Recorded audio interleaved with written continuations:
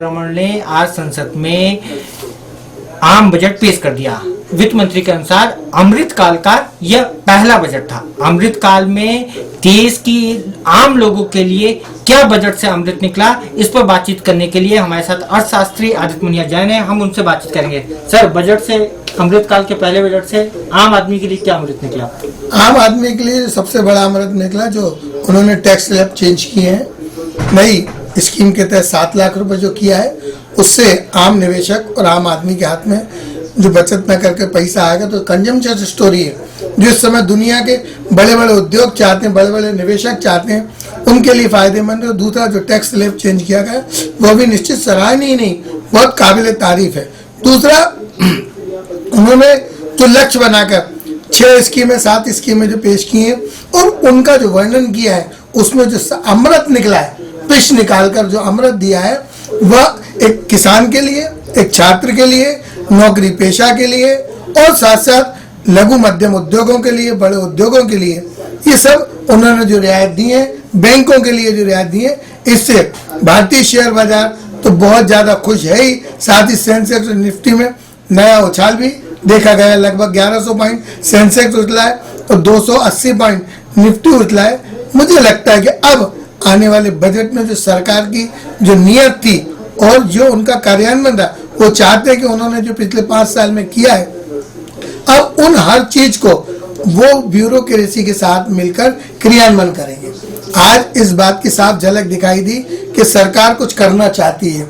सरकार को मालूम चल गया है कि रोजगार के मोर्चे पर सरकार कमजोर साबित हो रही है। सरकार को ये मालूम चल गया है कि छोटे और मध्यम जो लघु उद्योग हैं, उनमें प्रॉब्लम है, उनको इंसेंटिव स्कीम दी जानी चाहिए। सरकार ने वो सब कुछ किया है। इस बजट में चुनावी बजट तो है ही है, लेकिन आशावादी बजट है।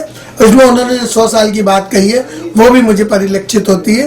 और वित्त मंत्री निर्मला सीतारमण जी के जैसा स्वभाव है और मोदी जी की जैसी चाहत है।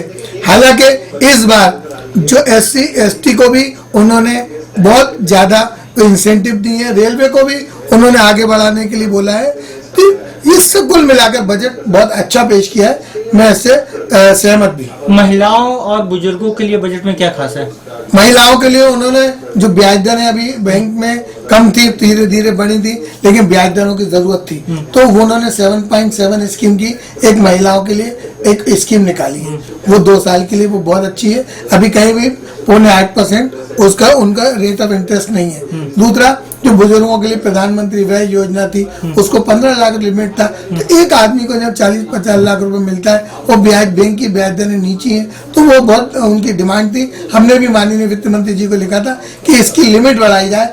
ब्याज दर तो ठीक है, तो उन्होंने उसको 15 से बढ़ाकर 30 कर दिया। मतलब एक परिवार में मियाँ बीवी मिलके दोनों 15-15 लाख कर सकते। पहले तो केवल 15 लाख दोनों मिलके कर सकते थे। एक उन्होंने बहुत अच्छी कैपिटल गेन को हाथ नहीं लगाया है, शेयर बाजार पर कोई नया टैक्स नहीं लगाया है।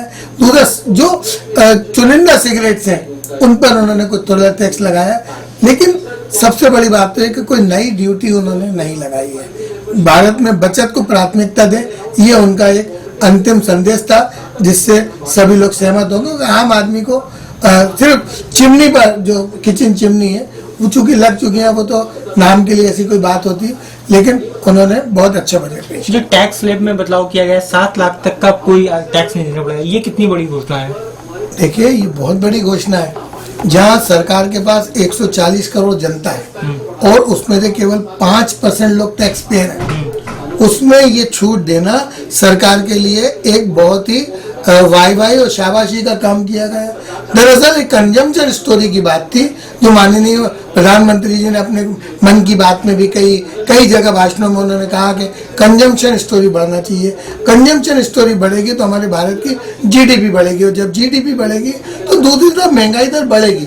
मैं उससे असहमत नहीं हूँ, लेकिन जो दुनिया के निवेशक ग्लोबल जो प्रॉब्लम चली है चाइना के साथ और दूसरों के साथ जो वैश्विक मंदी की बात की जा रही, तो बड़े बड़े उद्योग जो कंज्यूमर को लेके भारत में आना चाहते हैं, उनके लिए वो एक रेड कारपेट की तरह और एक आमंत्रण है उनके लिए कि अब हमारे भारत में कंजम्पशन स्टोरी चलेगी, लोग पैसा खर्चा करेंगे।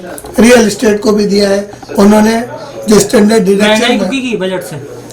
देखिए, अगर महंगाई अगर आपको रोकना है तो GDP ग्रोथ को भी रोकेगी। जीडीपी ग्रोथ बढ़ना मतलब महंगाई बढ़ना।